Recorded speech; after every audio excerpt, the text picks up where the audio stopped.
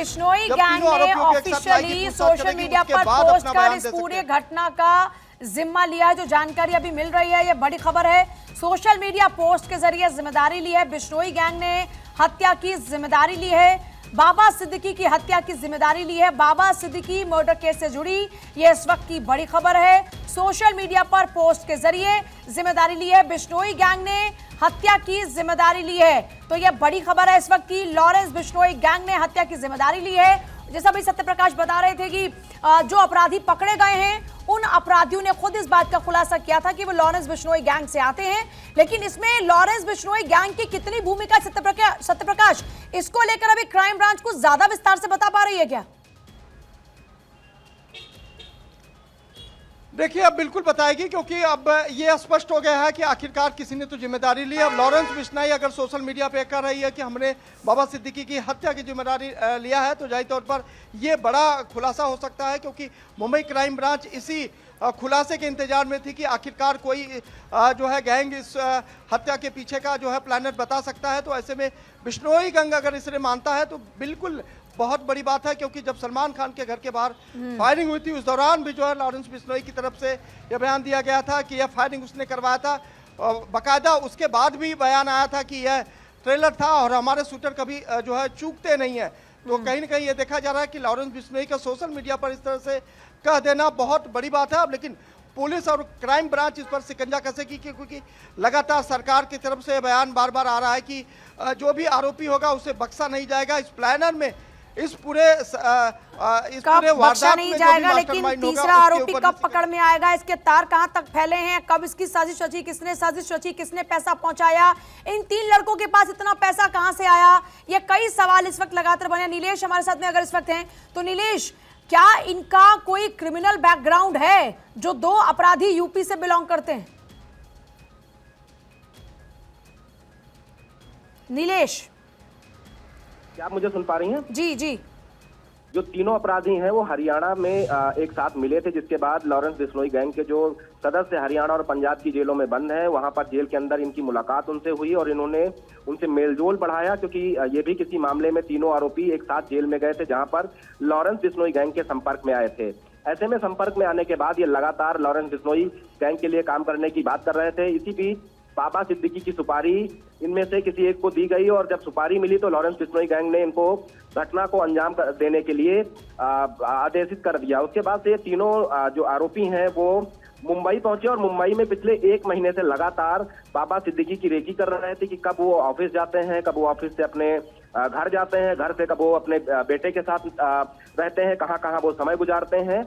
और हत्या का दिन जो सबसे उपयुक्त इन्होंने चुना वो दशहरे का दिन था, क्योंकि दशहरे के दिन में अमूमन देखा जाता है कि जब रावण का दहन होता है उस समय बड़े पैमाने पर जो है पटाखे फोड़े जाते हैं, ताकि लोगों का शोर शराबा कम सुनाई दे और पटाखों की आवाज ज्यादा सुनाई दे। उसी समय ही इन लोगों ने बाबा सिद्दीकी की गाड़ी पर फायरिंग की और जिसमें से कई गोलियां बाबा सिद्दीकी को लगीं।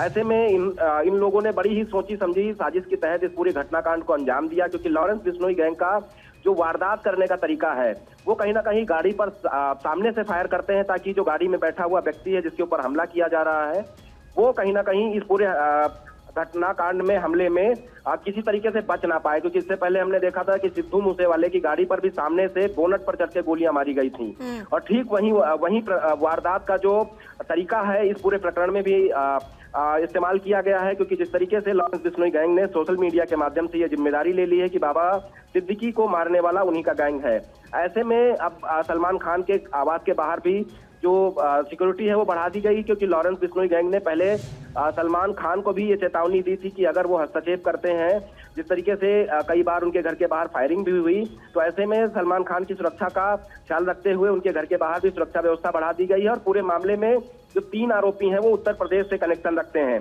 हालांकि उनके परिवार के लोगों से जब बातचीत हुई, आसपास के लोगों से बातचीत हुई, लंबे अरसे से ये उत्तर प्रदेश में नहीं रह रहे हैं और उत्तर प्रदेश के बाहर ही रहकर क्या काम करते हैं ये किसी को जानकारी नहीं है। लेकिन अभी तक जो सूत्रों के मुताबिक जानकारी निकल कर आई है उसमें ये जरूर कहा जा सकता है कि तीनों लोग आपस में संगठित रूप से, चाहे हरियाणा हो पंजाब हो, वहां पर ये लगातार लॉरेंस बिश्नोई गैंग के जो सदस्य हैं जेलों में बंद हैं उनसे संपर्क में थे और उन्हीं के इशारे पर काम कर रहे थे।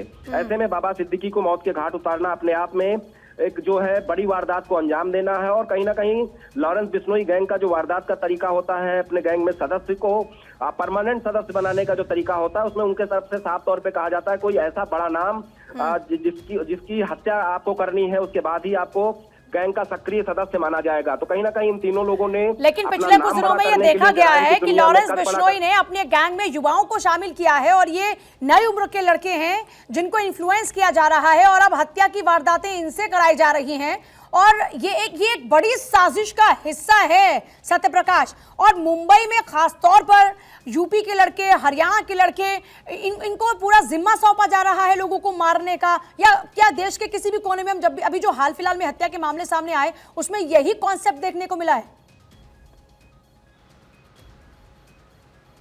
बिल्कुल, देखिए मुंबई क्राइम ब्रांच को यह मोटा सब समझ में आने लगा धीरे धीरे, क्योंकि सलमान खान के साथ जिस तरह से 2 वारदात हुई, उसके बाद उनके पनवेल वाले बंगले के पास रेकी की गई, उसमें जो पकड़े गए थे उनकी मोडस ऑपरेंडी बिल्कुल मेल जोल खाती है। यही वजह है कि मुंबई क्राइम ब्रांच को पहले ही शक हो गया था कि यह कहीं न कहीं जो है लॉरेंस बिश्नोई गैंग के लिए काम करने वाले। मैं एक सेकंड के लिए आपको रोक रही हूँ सत्यप्रकाश, मैं बस कुछ देर के लिए आपको रोक रही हूँ, लेकिन ये वो पोस्ट है जो बिश्नोई गैंग की ओर से किया गया है जिसमें लिखा है, भारत जीवन का मूल समझता हूँ, जिस्म और धन को मैं धूल समझता हूँ, किया वही सत्कर्म था जो निभाया मित्रता का धर्म था।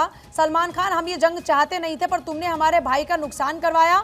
आज जो बाबा सिद्दीकी के शराफत के पुल बांध रहे हो, या एक टाइम में दाऊद के साथ मकोका एक्ट में था, इसके मरने का कारण अनुज थापन और दाऊद को बॉलीवुड राजनीति प्रॉपर्टी डीलिंग से जोड़ना था। हमारे किसी से कोई दुश्मनी नहीं, पर जो भी सलमान खान और दाऊद गैंग की हेल्प करेगा अपना हिसाब किताब लगा के रखना। हमारे किसी भी भाई को कोई भी मरवाएगा तो हम प्रतिक्रिया जरूर देंगे, हमने पहले बार कभी नहीं किया। और उसके बाद में फिर ऐसे लोग जय श्री राम और जय भारत का भी जिक्र कर रहे हैं। तो देखिए ये वो पोस्ट है जिसके जरिए बताया गया है कि जिसका भी कनेक्शन दाऊद के साथ में होगा या जिसका भी कनेक्शन सलमान खान के साथ में होगा उसको बख्शा नहीं जाएगा। और क्योंकि देखिए बाबा सिद्दीकी की अगर बात करते हैं तो बाबा सिद्दीकी और सलमान खान बेहद करीब हैं। जब सलमान खान के घर पर हमला हुआ था उस दौरान में भी बाबा सिद्दीकी साथ खड़े थे, सलमान शाहरुख का पैचअप कराने में भी यहाँ पर बाबा सिद्दीकी साथ खड़े थे। और कुल मिलाकर एक ये मोटिव बताया जा रहा है कि जो सलमान खान के साथ खड़ा होगा वो तैयार रहे।